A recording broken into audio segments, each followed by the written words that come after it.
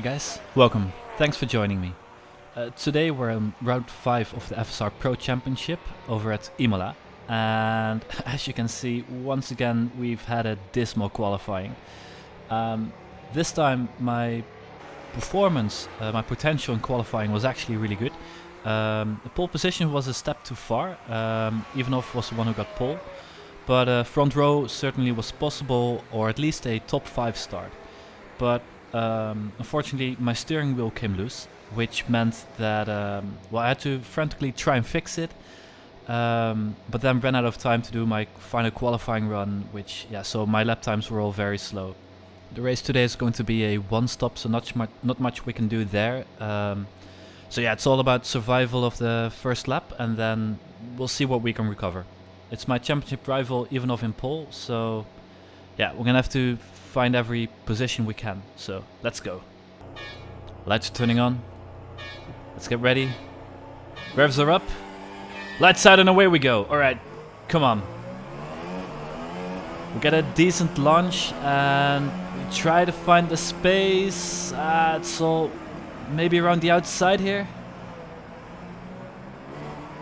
It's okay. At least we keep our position, and then oh no. Oh. Okay. Yeah, we got caught up in a massive incident there, and it's I lost my front wing actually, and I didn't realize until here. Look, I run off track, and oh my god, that was a big incident. So let's take a look at what happened there. So we're gonna look on board with Van der Niet, and we're gonna get a good view of what happened. So it's Pascal who hits Boekhout, and then Van der Niet almost gets away with it. Ooh, and that's Lahu, I think. Yeah, we're gonna take a look at it in slow motion. So I guess Pascal hits Boekhout there, and there's some lagging going on as well. And then look at Van der Niet. So he has to make a decision. He decides to go left, and he's still just about in time. So stays out of the grass, and at this point surely I must be thinking, whew, I got away with that. But not if Pascal's car's got anything to do with it. And look at that, that's so unlucky for him. Yeah, and then it's Plau he hits, who also almost got away with it, but then yeah, so this is from Leonov's perspective, looking backwards, and it's cars everywhere, and yeah, so that's pretty much the whole field apart from the top 6 that got caught up in it. Look, this is how you're supposed to dodge it. That's Matthews, and just I don't know, he doesn't go left, he doesn't go right, he chooses the middle and makes it through. So this is how unlucky we got. Look, we made it through. This is after my spin, and then it's Nietzsche who just about taps us, and that's how we lost our front wing. And otherwise we pretty much made it through fine, apart from the spin, apart from ruining the tires. But yeah, that little tap, after all that little tap is what cost me my front wing. So yeah, you know, lots of wings laying about the track, and now it's kind of difficult to try and make it back to the pits without crashing. Look, you can see people running off into the grass, into the gravel, and there's now a lot of understeer. There's people without a rear wing who also have oversteer, and so it's about not dying on the way back to the pits, but also not losing too much time, because I don't know, it's easy to lose 3 extra seconds that could cost you a position at the end. So I don't know, you have to be fast but also be safe, and look at how many cars are entering the pits. That was utter carnage.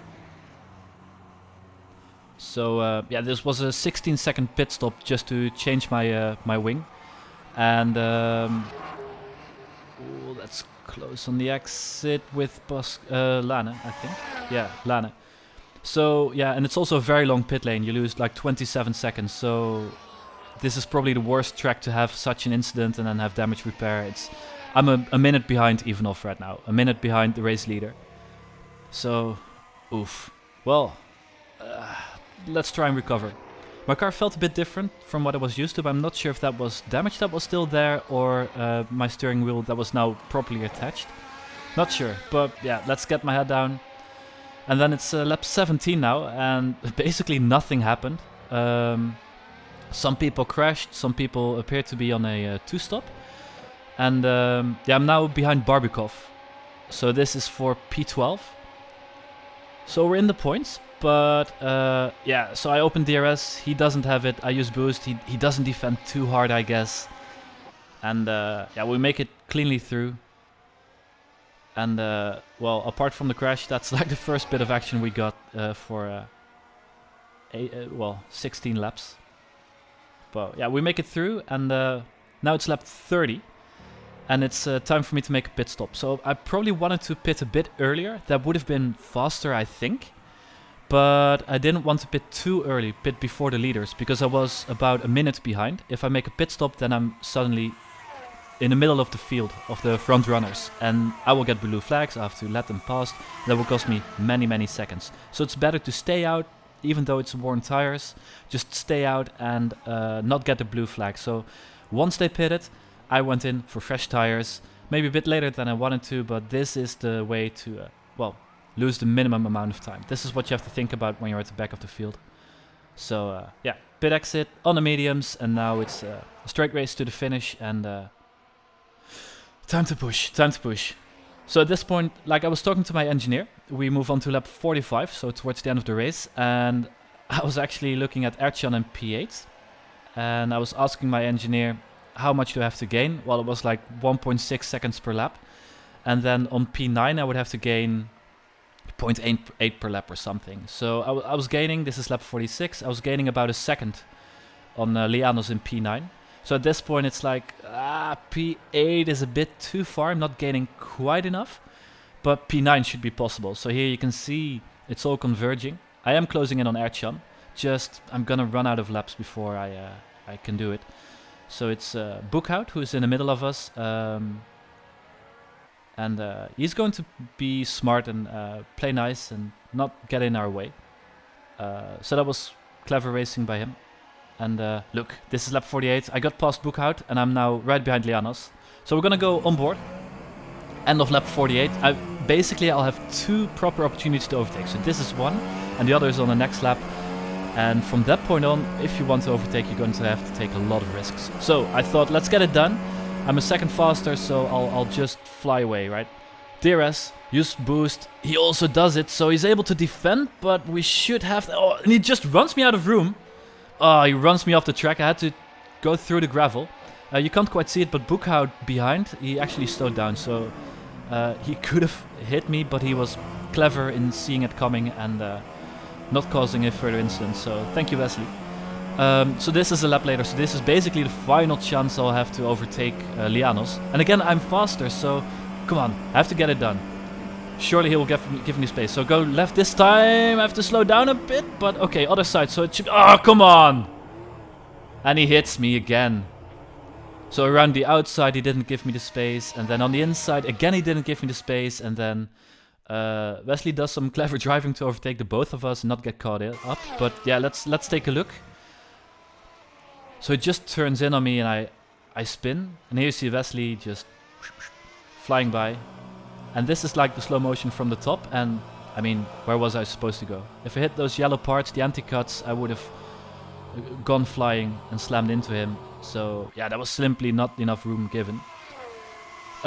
In the meantime, this is Cameron Warger, who was having a really good race actually from, was P14 on the grid, avoiding the incident very nicely through the grass, and now he's in P5, but lap 47 he realizes he's got an issue.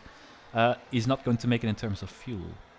So yeah, he has to lift and coast and has to let Leonov pass. He fought hard to get past Leonov, but then realized, well, he needs to save about a full lap of fuel with 3 laps to go, so he just had to lift and coast. And we move on to the leader, so that's Ivanov, I mean, from pole position to win the race. And yeah, I mean, well done to him. And it's Patrick Savitt in second and Zolagianis in third. Then it's Cameron, who drops about 15 seconds back, but still finishes P6, which is good from him. And we finish P10 in the end, behind Lianos. And yeah, I mean, what can I say?